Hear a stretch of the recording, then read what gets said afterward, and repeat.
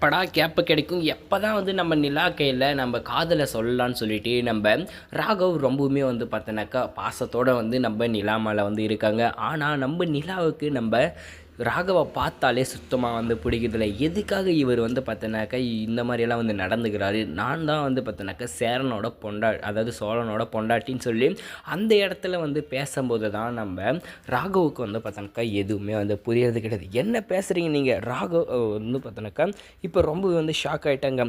என்னது நீங்கள் சோழனோட மனைவியா? நீங்கள் வந்து பார்த்தோன்னாக்கா ஜோக்கிங் தானே வந்து பண்ணிகிட்ருக்கீங்க. அப்படியெல்லாம் வந்து பேசும்போது நான் எதுக்காக உங்ககிட்ட வந்து ஜோக் பண்ணோம், இதில் என்ன வந்து பொய் வேறு இருக்குது அப்படிலாம் வந்து பார்த்தினாக்கா நம்ம நிலா வந்து பார்த்தினாக்கா ரொம்ப கோவத்தோட உச்சத்துக்கு வந்து பார்த்தினாக்கா போயிட்டாங்க.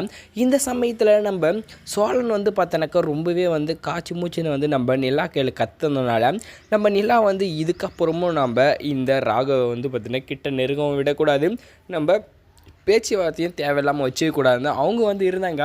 ஆனால் ஒவ்வொரு டைமும் வந்து பார்த்தோன்னாக்கா நம்ம ராகவ் வந்து நம்ம நிலா வந்து பார்த்தோன்னாக்கா அவளை நம்ம வலைக்குள்ளே விழ வைக்கணும், நம்மளை வந்து பார்த்தோன்னா லவ் பண்ண வைக்கணுன்ற ஒரு நோக்கத்தோடு மட்டுமே தான் அவர் இருந்துகிட்ருக்காரு. ஆனால் இந்த சமயத்தில் வந்து பார்த்தோன்னாக்கா நம்ம ராகவ் நினச்சது எதுவுமே வந்து பார்த்தோன்னாக்கா நடக்க போகிறது கிடையாது. அது எல்லாத்துக்கும் சரியான ஒரு முற்றுப்புள்ளியை வைக்கிற மாதிரி தான் வந்து பார்த்தோன்னா நம்ம நிலா வந்து பண்ணலாம் அப்படின்னு சொல்லி வெயிட் பண்ணிகிட்ருக்க அந்த ஒரு சமயத்தில் தான் முட்டாள்தனமாக வந்து இந்த சேரன் ஒரு வழியாக வந்து பார்த்தோன்னாக்கா பெரிய பிரச்சனையை வந்து உருவாக்கி விட்டுட்டாங்க.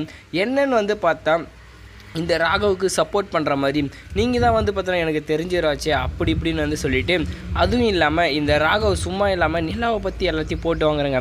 எப்படின்னு வந்து பார்த்தோன்னா எதிர்ச்சியாக வந்து பார்த்தோன்னா ஒரு கான்ட்ராக்டுக்காக தான் வந்து போயிருப்பாங்க. அந்த சமயத்தில் முட்டாள் மாதிரி இவர் என்ன பண்ணிட்டாரு, அந்த இடத்துலையுமே வந்து எல்லா உண்மையும் வந்து வளரவும் இந்த ராகவும் வந்து ஒவ்வொன்றும் படிப்படியாக போட்டு எல்லா உண்மையும் வந்து வாங்கிட்டாங்க. இது தெரியாமல் நம்ம ராகவ் கிட்ட வந்து பார்த்தோன்னாக்கா எல்லாத்தையும் சொல்லிட்டாரு. இதுவுமே வந்து பார்த்தோன்னாக்கா நம்ம ராகவுக்கு பெரிய ப்ளஸ் பாயிண்ட்டாக வந்து ஆயிடுச்சு இல்லையா. இப்போ அது வந்து போலியான கல்யாணம் தானே, நீங்கள் ஏதோ உண்மையான பொண்டாட்டி புருஷன் மாதிரி வந்து பேசிகிட்டு இருக்கனில்லா அப்படின்லாம் வந்து பார்த்தோன்னாக்கா நம்ம ராகவ் நிலா கிட்ட வந்து பேசும்போது இதெல்லாம் யார் உங்களுக்கு வந்து சொன்னேன்னு சொல்லும்போது இப்போ தான் சேரன் என்னை பார்த்து எல்லா உண்மையும் வந்து சொல்லிட்டாருன்னும் போது தான் நம்ம சேரன் மேலே எந்த அளவுக்கு வந்து நம்பிக்கை வச்சுருந்தாங்களோ அந்த அளவுக்கு வெறுப்பை காட்ட ஆரம்பிச்சிட்டாங்க. நம்ம நிலா நேராக ஆஃபீஸ்லேருந்து நான் வீட்டுக்கு போகிறேன்னு சொல்லிட்டு கிளம்பி போன நிலா வந்து நம்ம சேரனை பார்த்து காய்ச்சி மூச்சுன்னு திட்டினது மட்டும் இல்லாமல் அந்த இடத்துலையுமே வந்து கன்னத்திலே பலாருன்னு வந்து அறிஞ்சிடுறாங்க. இந்த அடி நம்ம சேரனுக்கு தேவையானா கண்டிப்பாக தேவைதாங்க. அவங்களோட பர்சனல் எல்லாமே தேவையில்லாமல் வந்து சொன்னதும் அதுவும் இல்லாமல் வந்து பார்த்தீங்கன்னா அவங்களே இப்போ தான் வந்து மேரேஜுக்கு பண்ணிடுறதுக்காக எதோ வந்து பிளான் போட்டுட்ருக்காரு நம்ம சோழன். ஆனால் இதில் எல்லாத்தையும் வந்து பார்த்தீங்கன்னாக்கா மண்ணை வாரி போட்டு மொத்தமாக வந்து முடிச்சிட்டாரு.